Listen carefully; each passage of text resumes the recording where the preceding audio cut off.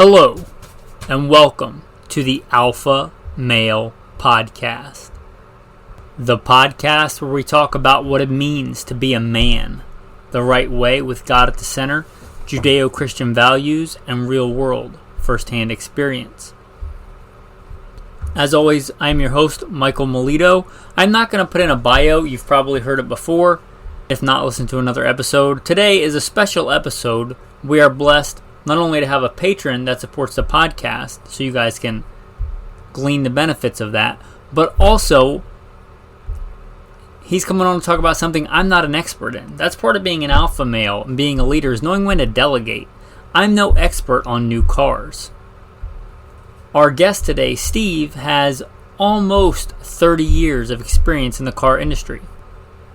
And he's coming on to talk to us about new vehicle preparedness and maybe things to consider when looking at a new vehicle. Part of being that alpha male is being prepared. I don't shy away from any of the terms prepper, survivalist, bring it on. There's a lot to that, being prepared. As much as I like AR-15s and 1911s and cool packs and knives, there's more to it than that.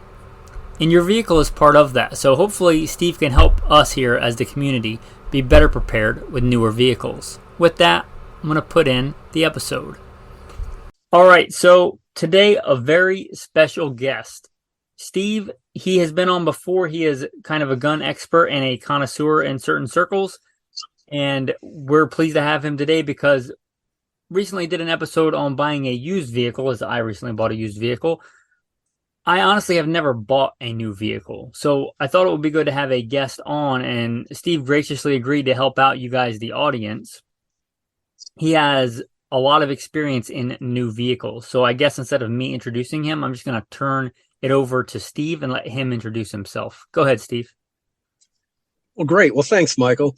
So, I've been in the car business for about 29 years, and I've worked for Toyota dealerships specifically. And for the last 15 years, I've been a training manager.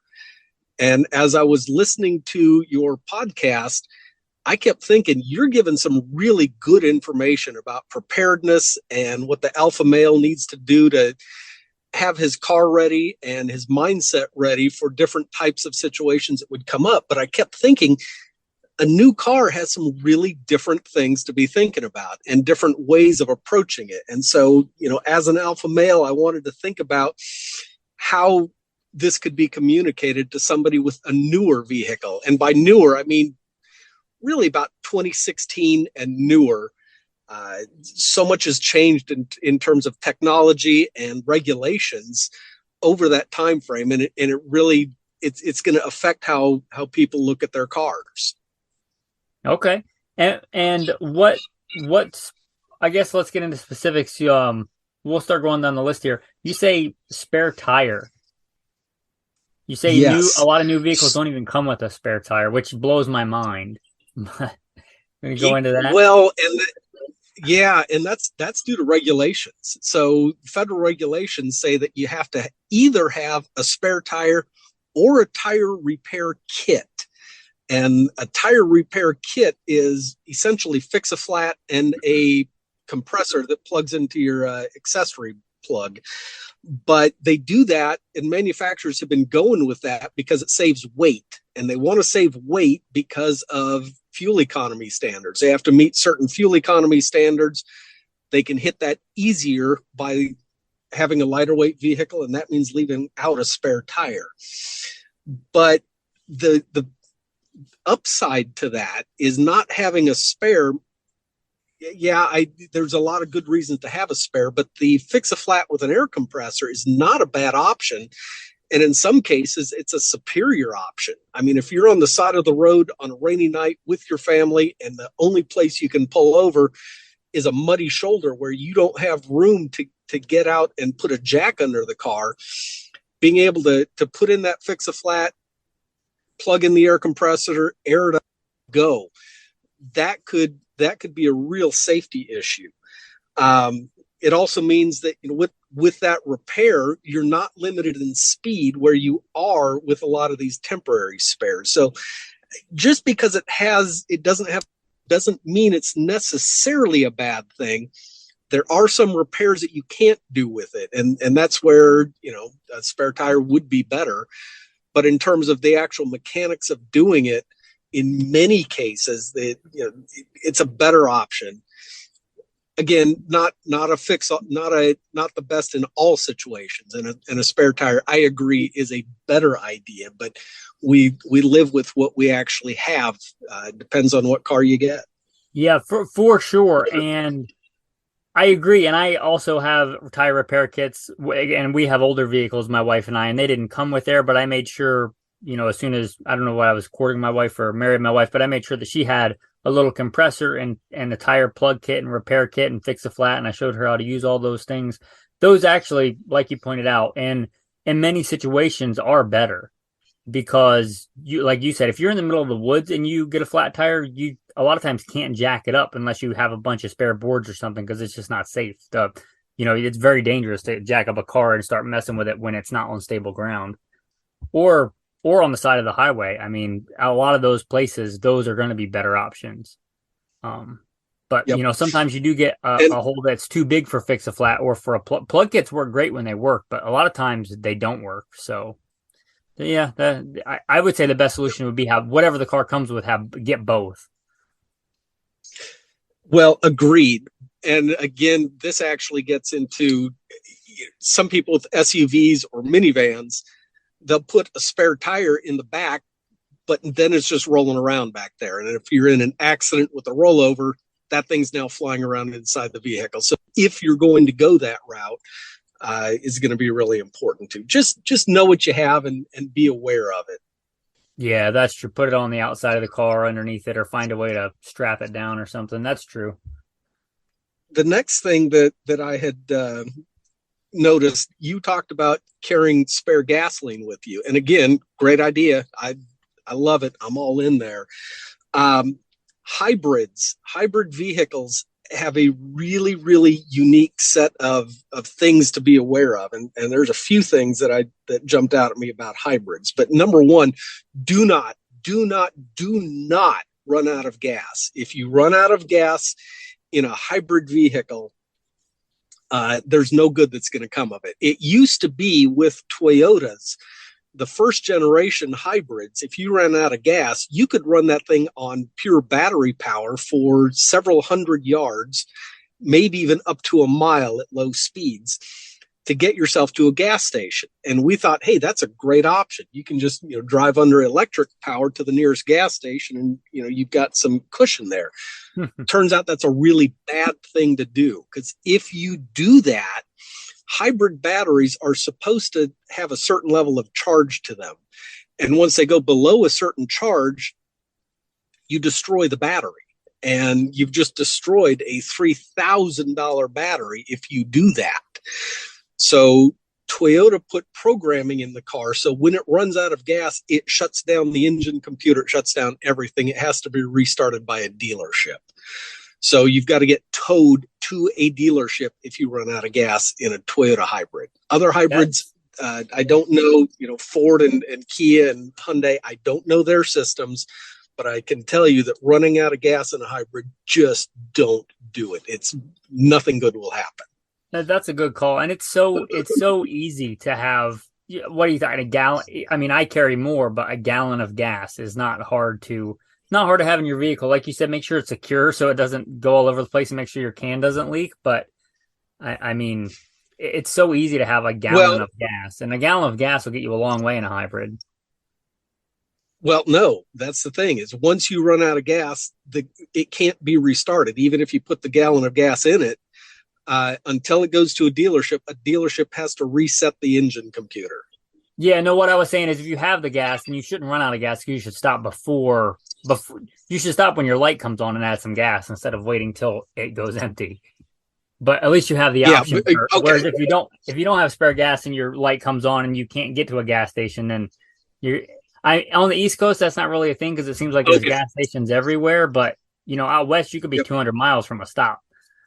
So. Yep, and yeah, that's true. That's true. So if you got a 5-gallon gas can, that will usually get you going. Oh goodness, yeah, you could go 100 miles, or well, Yeah. more than 100 miles on 5 gallons in a Yeah, that's what hybrid. I mean. A hybrid will go a long way. Yeah, I mean, just having some gas, like what are the common five? I have a 5 gallon can, and sometimes I have two, depending on where I'm going. But the 2.5 gallons, that's Mhm. what my wife carries, and she doesn't even have a hybrid, and that'll get her, 50 miles.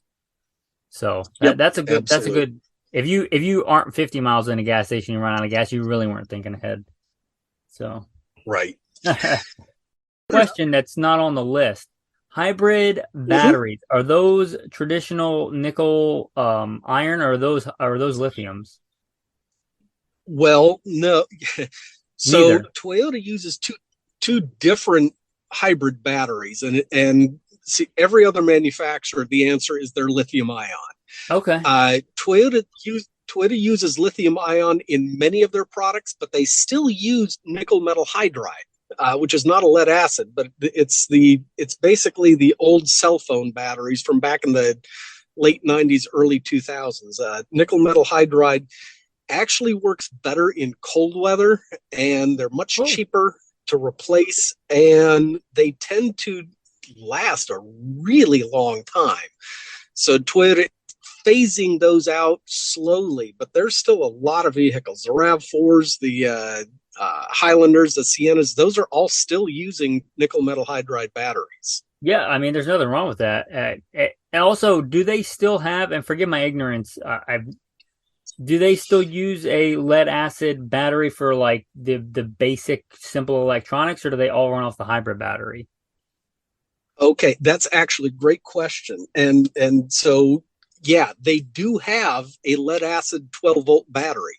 That lead acid 12-volt battery turns on the engine computer. It runs the headlights, it runs the dash lights, it runs all that stuff. So that does exist. And this is actually one of the things you need to pay attention to with the hybrid. Don't use your car to jumpstart a conventional non-hybrid vehicle, because that lead acid battery back there is very small. It doesn't have the cranking amps to start the car, and that's because hybrids don't have starters. The way that the hybrid system works, you don't need a starter, you don't need an alternator. There's a bunch of things that you don't have and don't exist. So that lead acid battery doesn't have the crank amps to do it. Well, if you pull up next to your buddy that's got a F-150 and he needs a jump start, and you try and jump start off of the lead acid battery in a Prius or a RAV4 hybrid, you're going to destroy that battery. So that's why I keep one of those little jump boxes, a little lithium ion jump box. It weighs about 2 pounds, and it has plenty of cranking amps to jump start anything on the road. So that's a actually one of those alpha things that you need to pay attention to. Don't jumpstart a non-hybrid with a hybrid. Can you jump a? Well, I guess you wouldn't need to jump a hybrid, or would you? I guess you could. I guess you wouldn't need to Well, jump a hybrid with a regular car. actually, yeah, you can, and there Okay. are times where you need a jump start. So because the lead acid battery wakes up the engine computer, if that battery does die, you need some other way of waking up the hybrid computer. Oh, And gotcha. so yeah, you can jump start the other way. A conventional car can jump start a hybrid, but a hybrid can't jump start a conventional. That is good to know, and I'll be honest, I did not know that. And you mentioned those jump boxes. Those are awesome. I've had one for a long, long time. My wife has one. If you just have a small, regular sized car that can be quite small, I have a really big one because before the truck, I had a Hummer, and now I have a truck. And especially if it gets really cold, it can take a lot of juice. But even the big ones aren't that big. And like you said, mine's got the jump box, but it also has an air compressor, and it has a really good flashlight that lasts a long time if I'm outside working on a car. So those things are just, you talk about how much money especially if you're like into preparedness and being a prepper, and all the money you spend. Like, look at what even a normal gun, let's call it a normal gun, like a Glock costs. Those jump boxes I've used a lot, and they're probably less than $100. I think $80 or something for a good one. So they're a really good thing Yeah, to have to be prepared, because all the guns in the world aren't going to do you any good if you're stuck on the side of the road. and you can't move. Absolutely. So Absolutely. they're a great thing to have. They are a really good investment. I could not put a number of times that I've used mine, not just on my own car, but on somebody else's car. Like, it's just a lot of times easier and safer than trying to maneuver on the side of a highway to jump somebody's car or in a parking lot, when you can just grab that and hook it up and jump somebody's car. It's just so much easier. Absolutely. And one thing I just make a habit of, once a month, I just plug the thing in and make sure I've got a full charge on it, because they will eventually, bleed themselves out one way or another. But yeah, just making sure that not only do you have it, but you have it charged. Yeah, that's true too. If you put it in your trunk for a year and it gets super hot like any other battery, it's probably not going to work. So, Right. that's a good call. Right. And then you also mentioned something that I also didn't know, and you said that hybrids do not have an alternator. No. So the way that a hybrid works is you've got this big you've actually got two electric motors up front running with the gasoline engine. So when you start pulling away from a traffic light, you're running under full electric power. Then when the gas engine needs to turn on to charge the batteries, one of those two electric motors just touches the crankshaft, and boom, it's running. It doesn't need a normal starter. So you don't have a starter. You don't have an alternator because you have this giant electrical system under your hood that's an inverter converter. So yeah, you don't have an alternator. You don't have a starter. You don't have a serpentine belt. And your brakes generally last 150 to 200,000 miles, because every time you're hitting the brakes, one of those electric motors is engaging to slow down the vehicle and charge your batteries at the same time. It's called regenerative braking. And most hybrids never have to replace their brakes. So the maintenance costs and the maintenance planning on hybrids is very, very easy and very cheap. I'm a big fan of them because of the long-term maintenance, long-term usage, and things like that. So when you say long-term, no alternator. How long do the actual lithium batteries last? Like the big or the yeah, go ahead.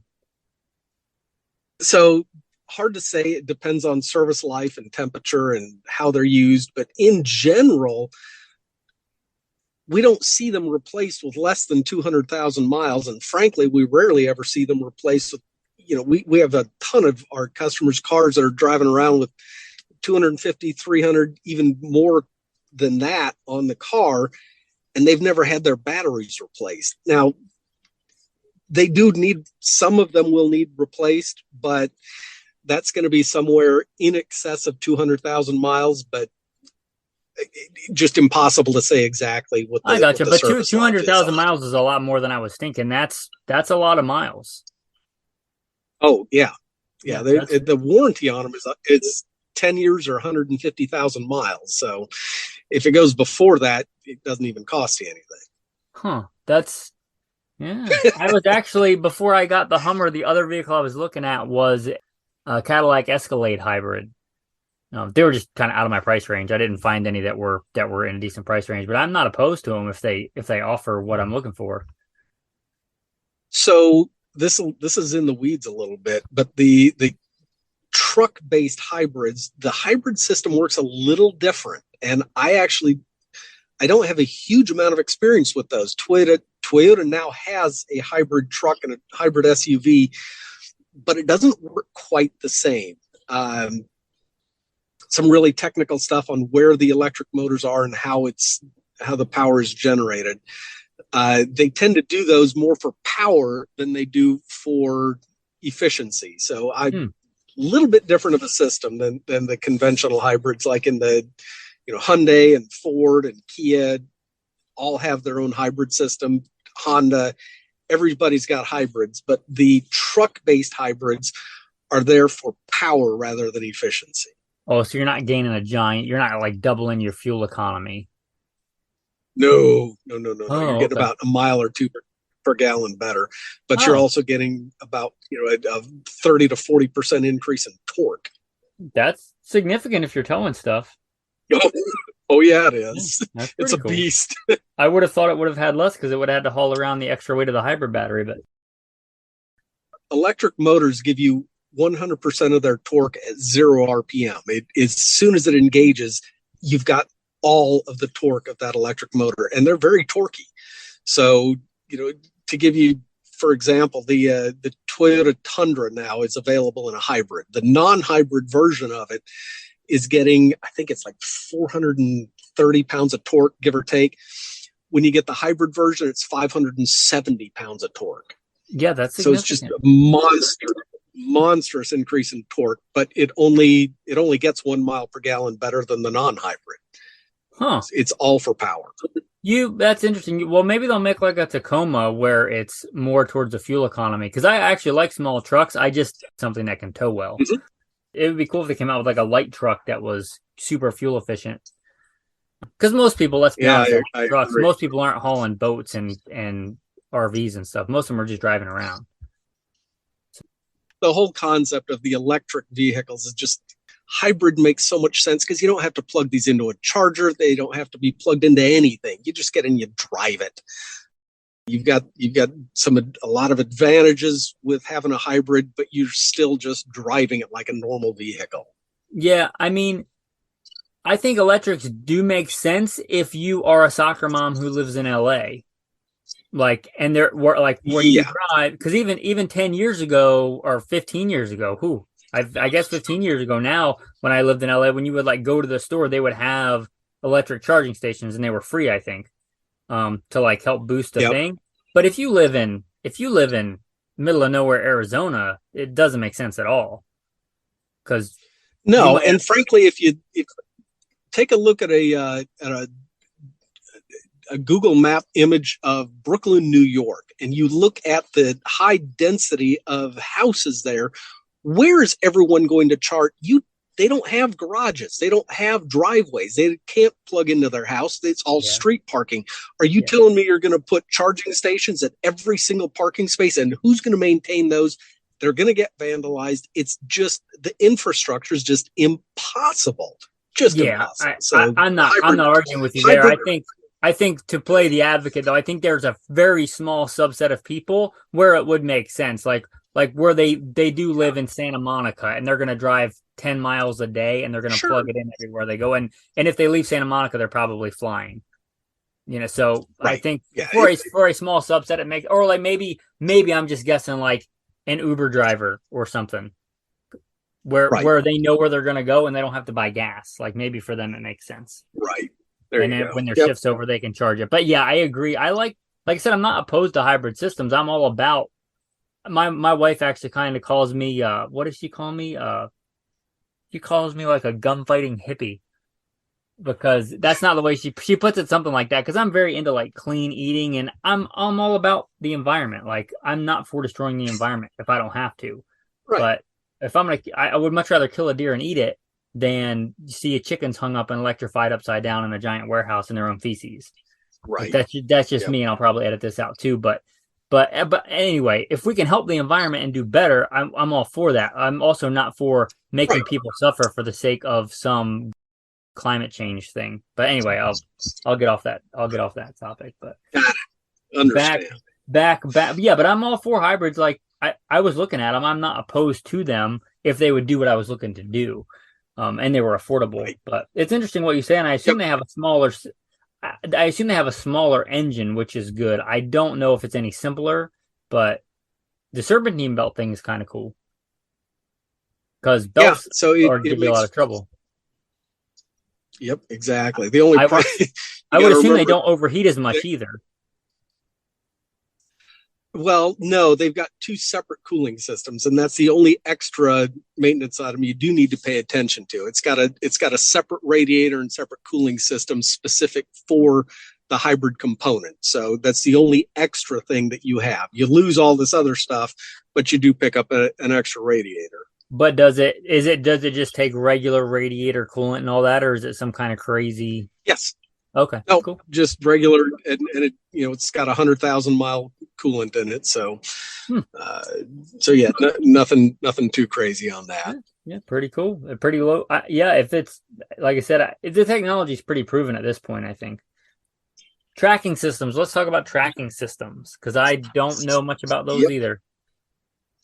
Okay, so General Motors started this with the whole OnStar thing.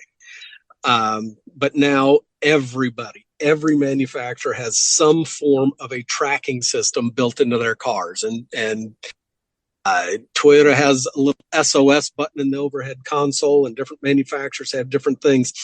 So there's a lot of benefits that come along with that.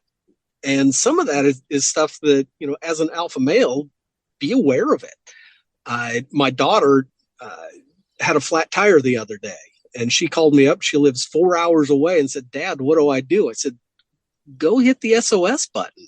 Tell them." So she went out to her car and she hit this little button. It connects her to a call center. She says, "I got a flat tire. I don't know what to do." They said, "Oh, okay. I can see where you're located." They sent a record to her location. They said, "Yeah, you got a flat tire. Needs to be fixed." They put her on a rollback, took her a couple miles down the road to a tire shop, unloaded her. That cost her $0. That's included with the service of the vehicle.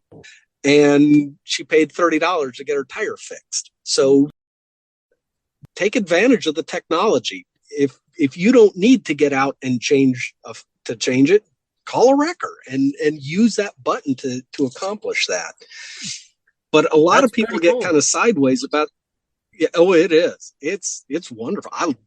I love it. But a lot of people get really, really uptight about the fact that somebody else knows where their car is. And the auto manufacturer, they do know exactly where your car is, and they know all sorts of data about your car. They know how fast you drive. They know stuff about your throttle, braking, about your steering. All of this data they are using not to track you, but they're using it for product improvement, for R&D. This is how they know. This is how people actually drive. How do we make our cars better able to handle that? And a lot of people are uncomfortable with that. And when it gets down to it, what they're uncomfortable with is the idea that authorities could get this information. And if you don't want law enforcement knowing about where you are, you need to disable it. And Toyota, at least, has a method for declining the service. Now, once you decline the service, they turn off that tracker, and they claim that they cannot turn it back on without an affirmative action on the owner's part. Whether or not a law enforcement agency could subpoena them and have them turn it back on, I don't know. I really don't. I actually kind of doubt it. But yeah, it's up there. And you, as a consumer, if you want it turned off, you have to make an affirmative action to turn it off. You can't just buy it and say, "Well, I'm not going to sign up for the service because the tracker's still on." So it's one of those things that people are tight about. I always remind them that if they own a cell phone, that's a much, much easier way to be tracked. So I was actually, when you got done with your thing, I was actually going to say that. Like, yeah, if you're worried about being tracked and you have a cell phone, you can be tracked. So I mentioned in the bio, I've worked some more specialized assignments. One of those was fugitive recovery, and we could track people's cell phones. And I worked for a police department. I didn't work for like the CIA. It was in the later part of the aughts, but we could ping your cell phone then. And so if you're worried about, like you said, if you have a cell phone, you can be tracked. If your cell phone has a battery in it, it can be tracked. So it's kind of funny if you're worried about the car company tracking you, because most people have a cell phone, and they're gonna, even if I had the option as law enforcement, I would track your cell phone first, because you can leave your car. Most people don't leave their cell phone. Right. So, and the only time that the manufacturer wants to know where you actually are is if you need roadside assistance, if the airbag deploys. If the airbag deploys, that sends a signal to Toyota. They call 911 and say, "Hey, we've had an airbag deployment. The location is right here." And they'll tell 911 where you are so that they can come and get you if you're unconscious. Yeah, I was going to say, that's one of the advantages. Yeah, that's a big advantage if you're unconscious. I mean, that's statistically, I think Americans, one of the most dangerous things we do is get on the highway and drive. So that, yeah, that would bother me less, because, like I said, I know that if I have a cell phone, I can be tracked. So the fact that my car can be tracked is kind of inconsequential. Correct. But good to know about the you can opt out of it because some people, like you said, some people really don't like that and they can opt out of it if they want to. Correct. Correct. So Pre-collision systems. Oh, go ahead. You got more? I was just going to move on to that one because Yeah. pre-collision systems.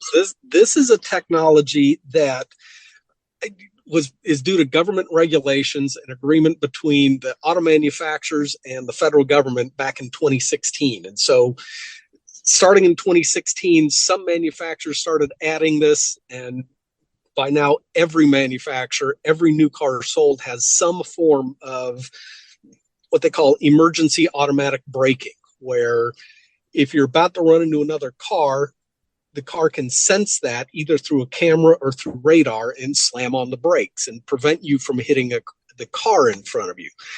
Most of the systems also have a pedestrian detection, and that uses a camera mounted up behind your rearview mirror, and it's looking forward.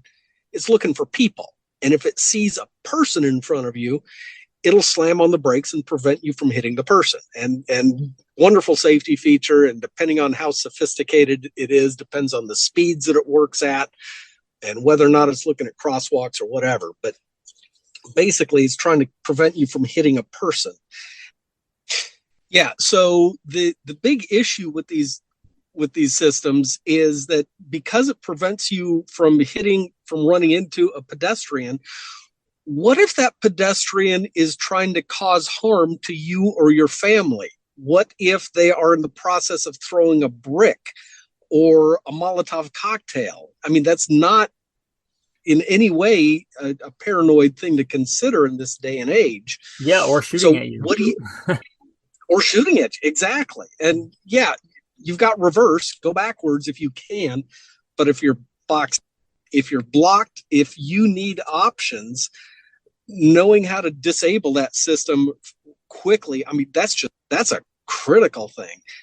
The good news, it can be done, and it can be done very, very easily, but every car is going to be different, and you need to know how to do it. And I advocate for practicing.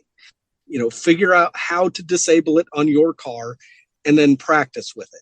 Practice with it once a month so that the buttons that you need, the menus that you need to go into are really easily done by you. So go flipping through an owner's manual when there's a guy with a Molotov cocktail in front of you. That is a great pro tip there. It's not like it's something you can do on the fly. Then it's not like you have to turn off your car and start the ignition 3 times and hit the brake pedal 5 times. And no, and so the thing is the default, every single time you start your car, the system's going to be on. So every single time it's on. So it's not an option to just turn it off and leave it off. But depending on the car, some of them will have a menu that lets you access it when you're moving. Some of them require that you be in park. On my 2020 truck, I could do it on the fly, but on my current vehicle, I have to be stopped and I have to be in park. So just know what system yours is and know how to do it. Look at your owner's manual before you need this, though. Yeah, that's great. That's good to know. I honestly did not know that was. I mean, I've seen those systems where like you're getting too close to a car and it like gives you a ding, but that's about it. It's about the newest car I've dealt with. But I didn't know they actually brake for you. That's kind of cool. Like you said, and most of the time that's what you want. I mean, if you're not paying attention or a little kid walks out in front of your car that you can't see or something, that's a great thing. Exactly. Yeah. I'm not saying they're bad systems. I'm not saying you should. I think you can permanently disable them, and I don't think you should be able to. But knowing how to do it quickly in an emergency, that's really important. So figure it out beforehand, and then practice with it, just so you don't forget if you ever do need it. Yeah, that's a great pro tip right there. I mean, that's fantastic. I bet a lot of people either don't even realize that they have that or until it's too late, or they don't know that they can shut it off. I would almost guarantee a lot of people don't know that. That's fantastic. Right. Yep. Varies by model, and with Toyota we've had it for a while now, but other manufacturers have it too. So if you've got anything newer than a 2016, figure out what you've got and then figure out how to disable it. So that's a great tip. Let's move on to phone integration. This is how I do my phone integration. I turn on my podcast and then I throw it in the cup holder. And that is my phone integration. Yep. And and that's cool. But the newer cars all have Apple CarPlay and Android Auto, which means that you don't have to look down at your phone to change the podcast or to start up a new one or to search for anything. You do it all right on that big old touch screen in the middle of your dash. It's a lot safer. You can use voice commands, and they'll also display your maps. And what's funny to me is that's actually really cool. I can't tell you how many of our customers have this and still don't know how to use the voice commands. I mean, you push a button on your dash and then say, give me directions to the nearest Starbucks or McDonald's or food or gasoline or whatever you need. You just tell it what you need and the navigation system picks it up and will take you right there. So knowing how to use all that, I think, is an alpha thing. I think that's one of those things that, a smart, prepared American, take advantage of it. And if you have it and aren't using it, you're really missing out. And so use it for safety, use it for convenience. It's just nice to have. And you're saying it just pulls it off it's using your phone navigation, but it's going through your Correct. car. It's not got its own navigation Correct. system. Okay. Exactly. And that's the thing. Manufacturers are trying to get out of the mapping business because there's some technical issues with putting the hardware of a GPS system into a car and then updating maps and things like that. It's not as easy as everyone thinks. So it's much, much easier to do it using your phone, but then project your phone up onto that big old touch screen. I recently just threw out my old GPS, the old standalone GPS. I was going through when I got rid of my old vehicle, it was in there, and I was like, I can't even remember last time I used this thing. I just literally threw it away. But those were super expensive back in the day, a standalone GPS system for your car. Yep. But you're right. The phone is better. It's smarter. It gets the traffic updates, which those aren't going to do. I mean, it's just better in every way. Plus, the maps are constantly updated. You don't have to wait for the manufacturer to contract with a mapping company and figure out how to download a new map into your car.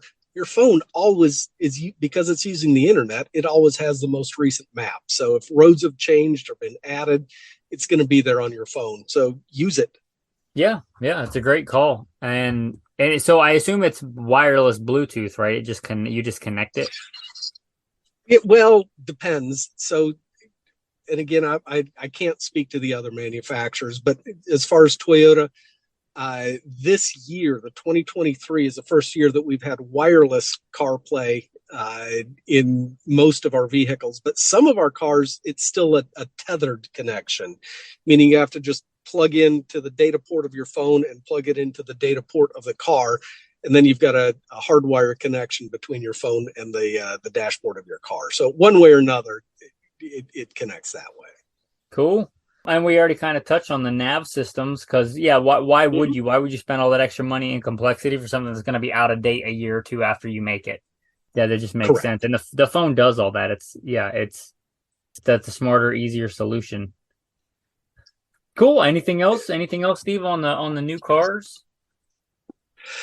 I mean, you hit really important stuff, preparedness mindset, and all of this that I've gone over is really, it's all mindset stuff, but using the technology, using the features, using the stuff that we've given within a preparedness mindset. So that's really kind of just my central point is using the technology with your mindset of being a prepared American. Yeah, that's great. And like I said, a lot of that stuff is well beyond me. That's a world that I don't really know much about. So I appreciate your expertise on that. And I appreciate you taking time out of your day to talk to us. Absolutely. Glad to do it. And any other time, happy to jump in with you. Thanks. We'll have to do maybe a scout rifle, scout sniper update. I'm working on that. Overall, to conclusion, the body of this episode. I hope you enjoyed it. Hopefully you appreciate the content. It's going to bring us to the tactical verse of the day. Whenever you talk about car dealerships, buying and selling, it brings to mind several verses. One of those would be, "You shall not steal, nor deal falsely, nor lie to one another. You shall not swear by my name falsely, nor shall you profane the name of your God. I am the Lord. You shall not cheat your neighbor, nor rob him. The wages of him who is hired shall not remain with you all night until morning. You shall not curse the deaf, nor put a stumbling block before the blind, but shall fear your God. I am the Lord. You shall do no injustice in judgment. You shall not be partial to the poor, nor honor the person of the mighty. In righteousness you shall judge your neighbor. You shall not go about as a talebearer among your people, nor shall you take a stand against the life of your neighbor. I am the Lord. You shall not hate your brother in your heart. You shall surely rebuke your neighbor, and not bear sin because of him. You shall not take vengeance, nor bear any grudge against the children of your people, but you shall love your neighbor as yourself. I am the Lord." Remember, in whatever kind of dealings you're doing, whether you're the seller, the buyer, in whatever things, to be honest in your dealings, knowing that the Lord sees everything. With that, men, thanks for listening, and have a blessed day.